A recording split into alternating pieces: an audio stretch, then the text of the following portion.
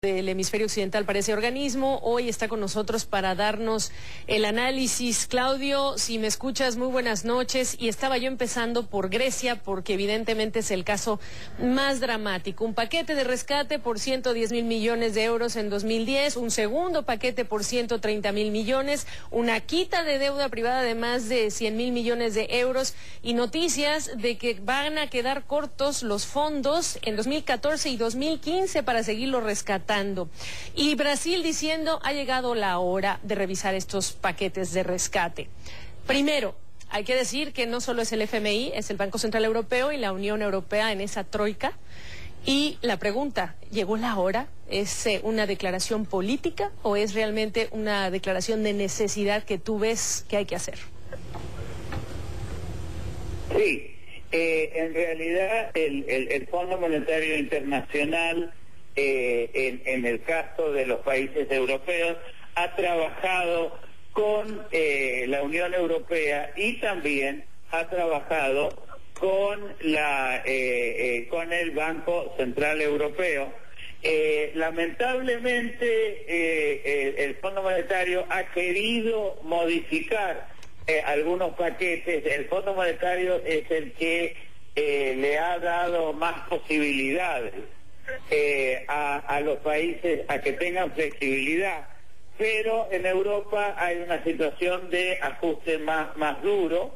Sin embargo, yo diría que no se puede hacer demasiado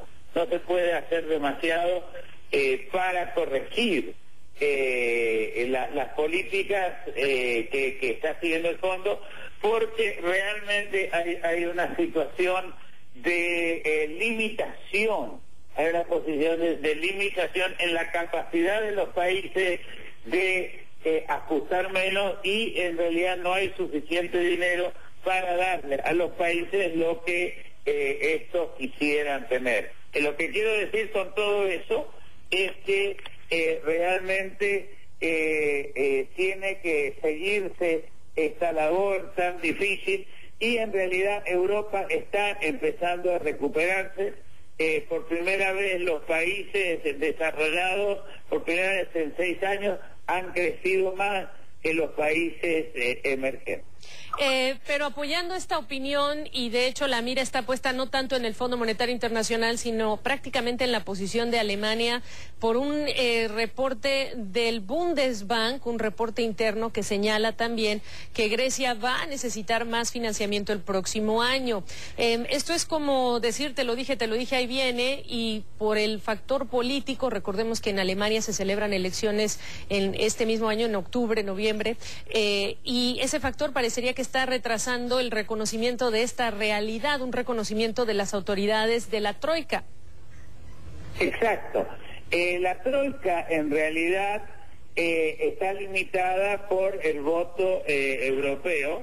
Hay realmente una situación en Alemania de los próximos 2 meses que lo hace muy difícil.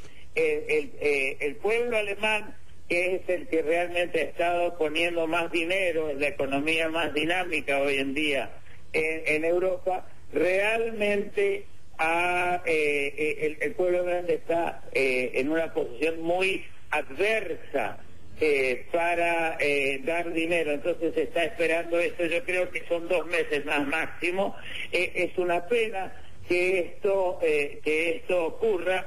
Por otra parte, hay que reconocer que el proceso de ajuste en el caso de Grecia ha sido bastante lento, mientras que en países como Irlanda e incluso Portugal la situación es algo mejor. Entonces, claro, uno no puede tener una sola receta, y por otro lado es muy difícil decirle que Alemania pueda seguir poniendo plata. En realidad, aunque esto no es lo que quiere la troika, no. Hay que trabajar más fuertemente en obtener una reducción en el servicio de la deuda. Que esa es una de las sugerencias que se está haciendo, que no queda descartada. Ahí lo vemos a Claudio Loser. Es una de las sugerencias que no queda descartada dentro de esta cuarta revisión técnica que se hizo. Los expertos, los técnicos que viajaron a Grecia se reunieron con las autoridades. Hay una serie de retrasos y de demoras en la ejecución de algunos de los requisitos y de algunos de los pedidos del programa de privatizaciones. Es un ejemplo de ello. Pero por lo tanto, déjame regresarte a Washington, al Fondo Monetario Internacional, porque tú de eso sabes mucho también, cómo opera ese estira y afloje. Y entonces te traigo para que me hables tú de cómo dimensionar la posición de Brasil al interior del organismo. No es normal que se conozca la opinión del representante ante este Consejo Directivo del Fondo, el brasileño. También tenemos que lo recusa el gobierno de Brasil por esta posición de abstenerse de votar para ese mayor desembolso. Después de reunirse con Guido Mantega, el funcionario resulta que está de acuerdo con su representante ante el fondo, diciendo estos paquetes son un poco extremos y tenemos que buscar una manera de aliviar a los países que se someten a ellos. ¿Cómo entender la posición de Brasil en todo esto? Yo creo, acá estoy hablando como experto del fondo y conocedor de la situación de Brasil. Como experto del fondo es muy raro que el representante de un país haga una manifestación, aunque el presente director ejecutivo ha tendido a ser más vocal, a explicar en forma pública su posición. Sí. Por otro lado, el abstenerse de votar puede significar dos cosas. Una, la interpretación más clara, es decir, acá está siendo más difícil, no le quieren dar más dinero a Grecia. Eso es una interpretación. Otra es decir, sabemos que el voto va a ser positivo, entonces yo voy a votar en contra como voto de protesta. Probablemente eso es lo que ha querido hacer. Yo creo que hacer una abstención, que en el fondo no es votar en contra, en realidad es un voto de protesta. Pero que hay que entender también que Brasil está pasando por una situación muy difícil. A lo mejor que lo que Brasil está preocupado es que su situación financiera se está deteriorando y está diciendo quizá necesitemos de parte del fondo un paquete, entonces prefiero en este momento hacer ruido por si acaso necesito el dinero en el futuro. Bueno, pues este hilo lo vamos a jalar en las próximas oportunidades, este último con Claudio Loser. Gracias por este análisis, Claudio, saludos. Muchísimas gracias y perdón por el vídeo tan deficiente. Saludos. Eso no es culpa tuya, Loser. Cuando regresemos a CNN Dinero, en nuestro segmento América Latina Fuerza en Movimiento, te presentamos una charla con el presidente de La Francesa, la empresa boliviana internacional de alimentos. Eso cuando regresemos. Espera 2 minutos. Aquí en CNN Dinero.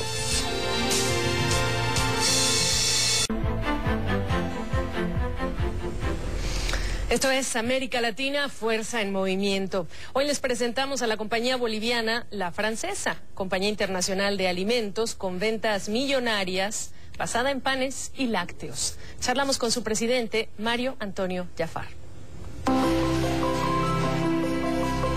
La compañía alimenticia La Francesa lleva 60 años en el mercado y es considerada la primera empresa panificadora industrial de Bolivia. Su presidente, Mario Antonio Jafar de la Barra, lidera la compañía, que fue fundada por su padre. La meta siempre ha sido la misma. Un portafolio amplio que su presidente dice hoy aporta a las exportaciones a Estados Unidos y Canadá. Una de nuestras características siempre ha sido la diversificación. Tenemos productos que van desde la panadería, la galletería, en todos los rubros.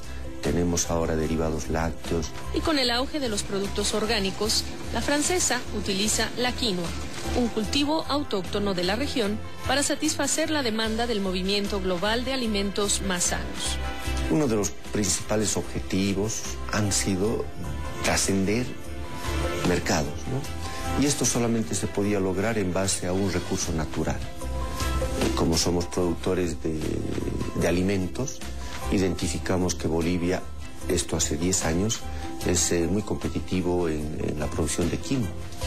Y en este momento estamos exportando importantes cantidades de galletitas de quinoa. La compañía va creciendo del 15 al 20% cada año. El empresario dice que su compañía obtiene cifras favorables en sus ventas que suman alrededor de $5 millones anuales. Agrega que es el momento preciso para hacer negocios en América Latina. Mostramos un crecimiento en el orden del 5%, otros países el 10%, y realmente Latinoamérica se constituye en este momento un destino de inversiones que debería ser aprovechado y es aprovechado por todos los países. Jafar dice que aún existe un gran desafío para su desarrollo en la región y es incorporar más avances en la manufactura. Y entonces las empresas tienen que adaptarse, incorporar de manera rápida mucha tecnología para alcanzar niveles de alta productividad como exigen, como es la exigencia de estos momentos, ¿no?